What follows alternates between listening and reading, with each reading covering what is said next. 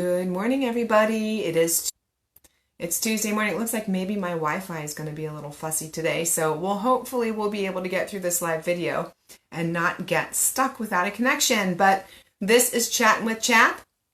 I'm your host, Ginger Wade, and you might notice my voice is a little husky. On my vacation last week, I caught a cold at the end of the week, so I'm still working through that. But here we go. Let's see what happens. Today we're going to talk about the question that comes in, can my child skip a grade? So there's a few aspects to this question that I want to cover with you today. It's an interesting thought, but it's very connected to the government school system. So first of all, I'm going to refer you to episode 201, where I talked about grades and whether or not they were really necessary. That might give you a clue as to where we're going to go with the whole grade concept today. But I suggest you go back and take a listen to that. It is on YouTube. It's on Spotify. It's out there on other podcast platforms. It's on Facebook.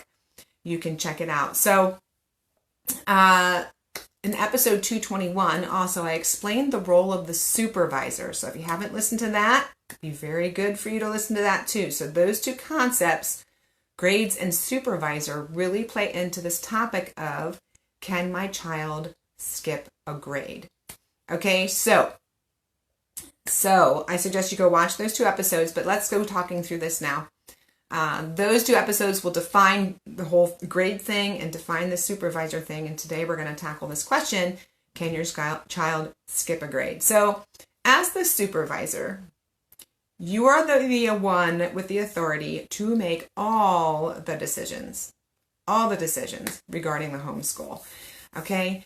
You don't have to clear it with the district. You don't have to clear it with your evaluator. You are the person in charge of what your child is going to learn. The buck stops with you. Okay? That, in short, is what episode 221 talked about. So, talking about grades. Grades are a public school construct, both the ABC grades and the age-based groupings of kids called grades. We are in the habit of using them because they've become a social construct over the past 100 years. They are not an accurate assessment of what a child knows necessarily. Because your child is in 5th grade, it's assumed that your child knows a certain set of information, but that might not necessarily be true. So, like testing, grades is a construct that was created to quickly assess large groups of people so that you could design a curriculum to teach large groups of people en masse, right? Teach people en masse. So grades were created in order to design something and see if kids are keeping up with the content, if they're learning the content. All right, so if you're thinking about a one-room schoolhouse, they did have grades or levels, right? They called them grades. Little House on the Prairie called them grades, right? They did have those types of groupings. However, it was more like levels. So if you went in and you were an excellent reader, you were stuck on a higher level reader. But if you were really poor at math, you were put in a lower group. So just because you were 10 didn't mean you were doing the level 5 reader and the level 5 math. If you were a 10 and you were an excellent at math, you might be doing level 7 math, and you were a terrible reader, you might be doing level 3 reader. Or if you were right along where you should be for that age, you were doing the 5th level reader at age 10. But it was based on what the child could do. And everyone learned at their pace. Okay, learning also should not be compartmentalized. At this age you learn this, at that age you learn that. That's not learning, that's school. Okay, so learning happens when a child is interested in something. So, if it's like, okay, at this age we're going to do this type of study whether you like it or not. And at this age you're going to do this type of study whether you like it or not. And that is a compartmentalized, institutionalized way of teaching information to a child. If they're not ready to learn it, they're not going to learn it. If you haven't ever listened to Sam Sorbo talk about this topic, She is got some really good stuff to hear about education, the education system, and how we're like stuck in this way of thinking and what education should be. So I would look her up and see what she has to say about some of these things. So if you're forcing a particular subject at a particular time just because they're at a certain age or grade level, it's not going to mean your child is going to learn it. You know, when something's forced on us, we typically fight it, right? Don't we do it as adults? If you're forced to do something, you fight it. And when you fight something, you're not going to learn it because you don't want to be doing it, right? So it's this whole thing about interest. Learning follows interest, right? So how does this jive with the homeschool law? You may ask. We've got requirements, don't we? How am I supposed to fulfill the requirements of the homeschool law if I can only do, or if I should do, what my child is interested in, or this type of thought? So have you read the law? We do have requirements, but have you read it? So the requirements are given in broad groups. We have two broad groups, elementary and secondary. The law does not give requirements per age or grade. It's elementary, which typically relates to the K through 6 grouping, not even K, because K is not compulsory, 1 through 6, and the secondary is 7 through 12. That's how it matches up, if you want to use that term, with the public school system. Okay, so the requirements listed state that we must cover certain subjects over that long period of elementary and secondary. It doesn't give grades or years or ages that you should learn certain things. It doesn't give you a timeline. It's general guidance. So when you are learning, you just move on to the next thing. So you have interest in this particular subject, you learn it for a while. You have interest in this particular subject, and as a parent, you can direct that, especially when they're really young. You can introduce them to U.S. history. You can introduce them to Pennsylvania. You can introduce them to certain types of science or whatever. Give them little bits of different things, and if they grab onto something, jump into it, right? Or if there's something that you would like to learn and you'd like your children to learn it with you, jump into it and learn it together. So many parents say, I've heard this so many times, well, I'll homeschool elementary, I'll homeschool till they're in junior high, I'm not doing high school. It's so scary. What do I do in high school? High school is so intense. Well, when you think about learning as just education, as just learning the next thing, you just keep growing with your learning, that's secondary is not an issue. You just move to the next thing. It's not like this huge leap from here to there. It's not that secondary is way over there and we're way over here and there's this chasm we have to cross before we can get to secondary. No, you're just sequentially going through to the next thing or different topic or expanding your skills or making them better. You know, thinking about English or math, you're getting better with your facts and your skills and you're growing and stretching and learning some new things. It's just doing the next thing. So when you're really good at this, you're moving on to the next thing. So it's not something to be afraid of, secondary education, because you're just doing the next thing. So you just keep learning. The learning may be wide and varied, so you get an inch deep on a whole lot of things, or you might get narrow and get a mile deep on something that your student or you are really interested in. You might get into all the nitty-gritty details of something. It's all learning and it's all progress. And the thing to remember about that is when you go to your evaluation, they're not looking for grade level learning. They're looking for progress. So if you've studied a million things 2 inches deep, that's progress because you're being introduced to a whole bunch of different stuff. Or if you studied one thing and have done the deep dive and researched and learned and done all kinds of stuff on it that year, that's progress because you're learning. You're just learning. You're learning. You're progressing. You know, you're not sitting still, right? So as for the law and PA, your goal as supervisor is to complete the requirements. They're mostly general. So the high school lays out some specifics. Okay, so the general stuff I'm saying, do some math, do some science, do some, you know, the English or the language arts requirements in there. They're very general. Cover these particular broad subjects, right? In different ways. But the high school lays out the 4 years of language arts, the 3 years of math, 3 years of science, 3 years of history. And it gives those suggestions, those guidelines. It does give course suggestions. It talks about algebra, geometry, US, PA history. It does mention that maybe biology and chemistry, if that's something that is you want your child to learn. But it doesn't give you a time limit, doesn't give you amount, it doesn't give you curriculum. If you have an evaluator that tells you you have to use a certain curriculum, that is not in the law. Okay? It's all up to you as the supervisor. It's all up to you. So as far as the grade level learning here, you're just learning the next thing. Like there's no grade to skip because you're just learning the stuff, right?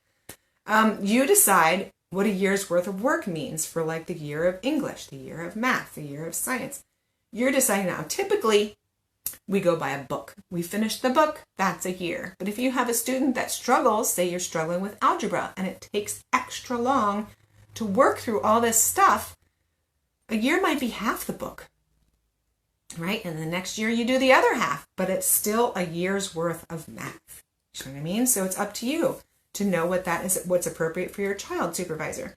So college courses typically are 1 high school year per semester. So if you're taking 2 college Englishes in 1 year, you're doing 2 years of English in 1 year of high school. That's typically how it has been done in the past. 1 college semester class is equal to a full year of high school.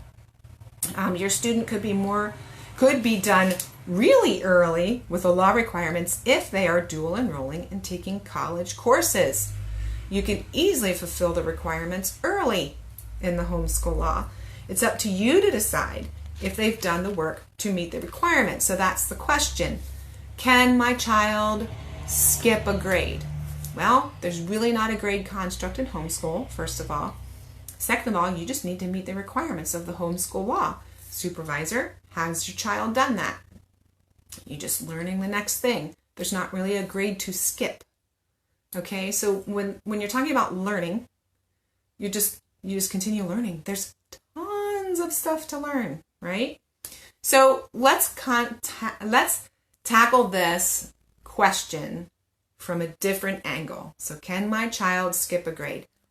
Let's go from this angle. Is it wise? Is it wise to push your kids through school fast or quickly? Is it good for my child to move to the next phase of life early? Are they emotionally able to move on? Do they know what they want to do in the future? Can they connect with the people they will be in class with, or are they too immature for that? So your child may want to move fast, may want to graduate early, may want to be in the next level up co-op class. Are they emotionally able to do that? That's a big question. You get out there and it might be really hard for them to connect with people, and that can be a very lonely feeling. Now, if they're super driven and they know what they want to do and they get through fast and they want to do it now, okay, they're driven. That's great. But if they're not sure and they've just kind of done it, whatever, great, we're done, but I'm not quite sure I want to do it, might be a really difficult spot. And I want to touch on something here. If you've got a genius and a really smart kid, this can be really hard, because as for learning, they can zoom ahead. They could be done as an 8th grader with all the requirements, right? Because they just have really jumped into learning and have loved it. But emotionally, they might not be ready to move on to the next stage, which could be college or work or apprenticeship or whatever. They just might not be ready for that. So what do? Do you do some deeper learning on something that really interests them? Do you do some broader learning, exposing them to different things out there? And it depends on the bent of your genius. If they like to really focus on one particular topic, then there is a possibility, I guess, maybe of running out of material to study. If they just love learning because they love learning, you can never finish learning. There's so much to learn in this world, and you can never possibly learn all the things that there are to learn. So as far as finishing up high school or skipping ahead, it might not be the wisest thing to do. just because they might not be emotionally ready to jump into the adult world. So it's something to think about. So what's your goal in skipping a grade? Why is it that you want to do that? Why is it that you want to move your child ahead faster? You just need to think through these things. If the requirements are met, your child is done. Is it good to graduate early? If you don't graduate early, you can do things like work, but not full time. You can dual enroll and get into some classes that maybe you want to see what they're like.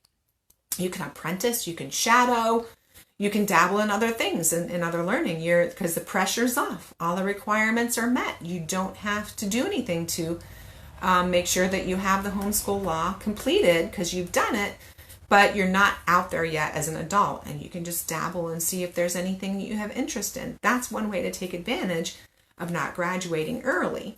So it is much cheaper to explore college classes as a high school student that is dual enrolled than as a college student. So if you're not sure what you want to do, dual enrolling is a good option because you can check out some things at like a quarter of the cost.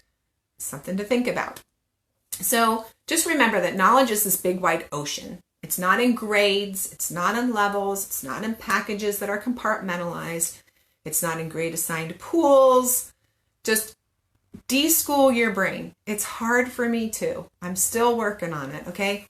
De-school your brain. We're so programmed to think we got to know this at this time and keep up with the public school because this is what they're doing, and that's just not true.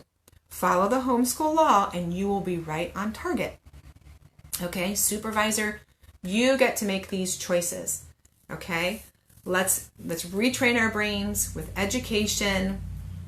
Maybe skipping a grade really isn't a homeschool appropriate question. I don't know.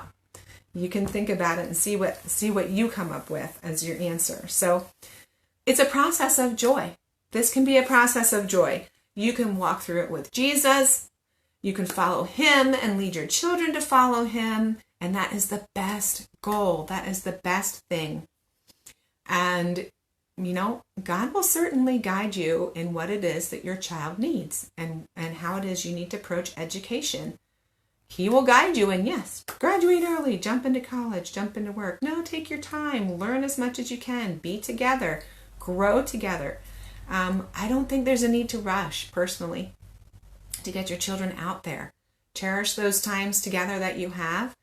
And as a student, take advantage of the time that you have where you're not expected to be a fully functioning adult in society. Because there's a lot of responsibility that comes with that. And you can take this time now to do a lot of learning, missions, trips, travel, whatever, a lot of stuff that can go along in your learning, your education journey.